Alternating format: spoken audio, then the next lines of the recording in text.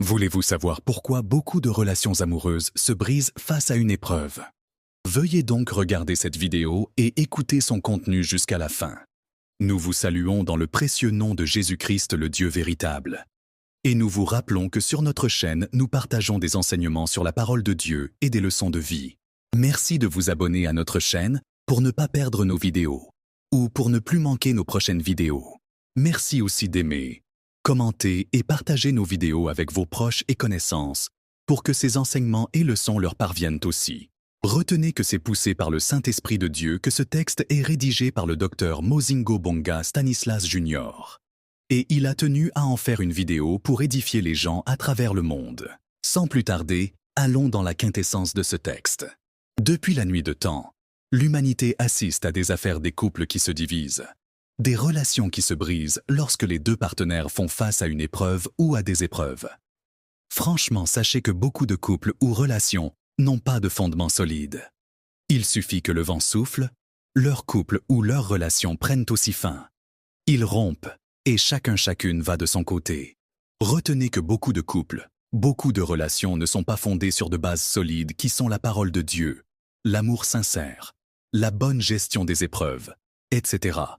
Mais sont plutôt fondées sur l'amour de l'argent et d'autres matériels, sur les plaisirs charnels et sur le désir de se marier à tout prix. Ainsi, vous verrez un homme s'attacher à une femme juste parce qu'elle est belle de figure, ou juste parce qu'elle a une belle taille physique. Vous verrez une femme se marier avec un homme juste soit par désir de se marier coûte que coûte, soit par pression de l'âge, soit par pression des circonstances, etc. Vous verrez aussi une femme s'attacher à un homme, lui montrer de l'affection, lui adresser des paroles d'amour ou romantiques juste pour l'argent et les matériels que cet homme peut lui donner. Quand nous le disons, cela paraît drôle.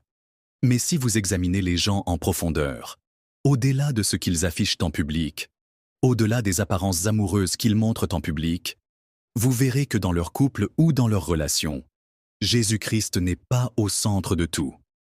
Jésus-Christ ne prend pas toute place et il n'y a pas du tout d'amour sincère, mais plutôt des motivations vaines basées sur l'argent, les matériels, le plaisir charnel, la soif du mariage ou le désir de se marier, coûte que coûte, soit par pression de l'âge, soit par pression des circonstances, etc. Et tôt ou tard, lorsque l'homme réalise qu'il a trop mangé la même nourriture, il n'y prend plus plaisir. Il commence à chercher à goûter d'autres nourritures à l'extérieur. Tôt ou tard, lorsque l'homme ou la femme découvre la vraie identité ou la vraie nature de la personne avec qui il ou elle s'est marié, il ou elle commence à regretter, et même à chercher des moyens pour rompre cette relation ou cette union. Tôt ou tard, lorsqu'il arrive que cet homme n'est pas à mesure de donner l'argent, les matériels à cette femme, ou une fois qu'une épreuve ou des épreuves se présentent dans leur couple ou leur relation, la femme arrive même à quitter cet homme. Frère, c'est ce qui arrive quand la femme ne t'aime pas sincèrement.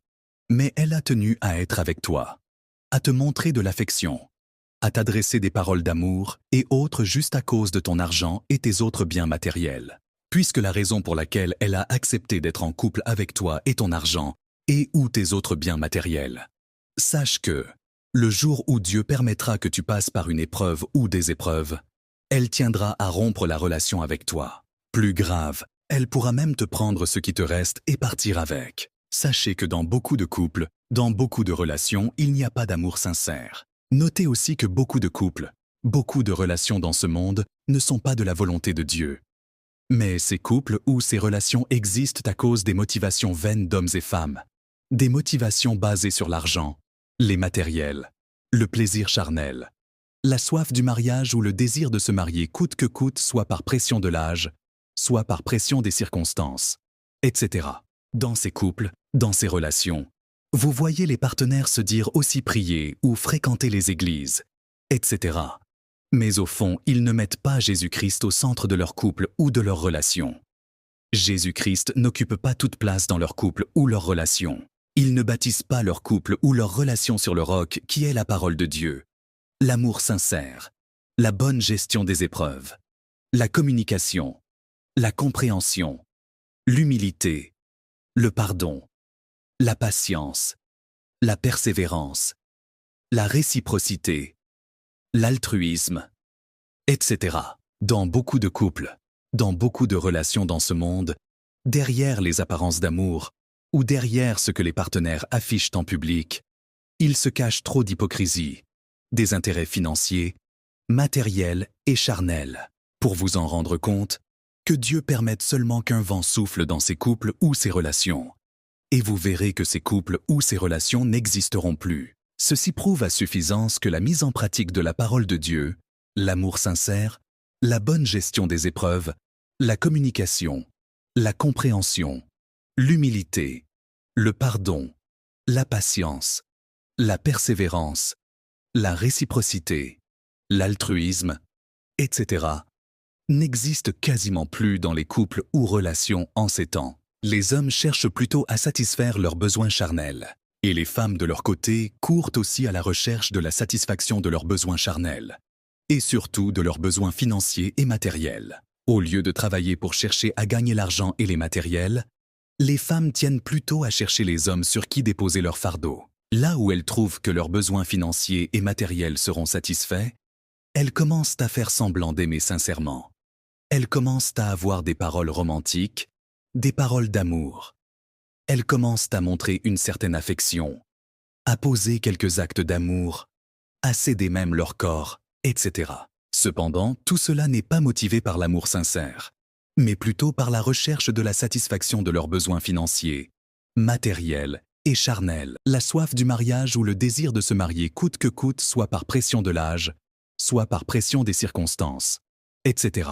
Cher homme, l'une des manières pour trouver la femme qui t'aime sincèrement, c'est pendant que tu n'as pas encore l'argent et les matériels pouvant attirer l'attention des femmes. La femme qui t'accepte et t'aime sincèrement dans ton état de faiblesse financière et matérielle, c'est celle qui te convient pour la vie. C'est une femme qui est patiente envers toi, elle persévère avec toi, elle se bat à tes côtés, elle te soutient, elle travaille avec toi main dans la main. Quand Dieu t'élève, ne promène pas des regards par-ci par-là pour chercher encore une autre femme ou d'autres femmes, car tu as déjà la femme qui t'aime sincèrement. Fais donc attention, car c'est quand Dieu t'élève que plusieurs femmes commencent à te désirer. Parmi elles, même celles qui t'avaient autrefois abandonné. Sache que toutes ces femmes, peu importe leur affection, leurs paroles d'amour, leurs actes d'amour envers toi, etc., elles ne te désirent pas par amour sincère, mais plutôt pour la nouvelle version de ta vie, c'est-à-dire pour l'argent et les matériels que tu as maintenant. D'où il faut faire trop attention avec les femmes, car plusieurs d'entre elles sont rusées. La parole de Dieu nous dit ceci dans Proverbe 19,14. On peut hériter de ses pères une maison et des richesses, mais une femme intelligente est un don de l'Éternel. Cher homme, il est vrai que la femme à la belle taille physique attire physiquement, mais pour faire le choix de la femme de ta vie, veille à ce qu'il s'agisse de la femme intelligente selon qu'il est écrit dans la parole de Dieu. La femme intelligente dont parle la parole de Dieu n'est pas forcément la femme à la belle taille physique, mais plutôt la femme qui fait réellement le bonheur de l'homme qui la trouve.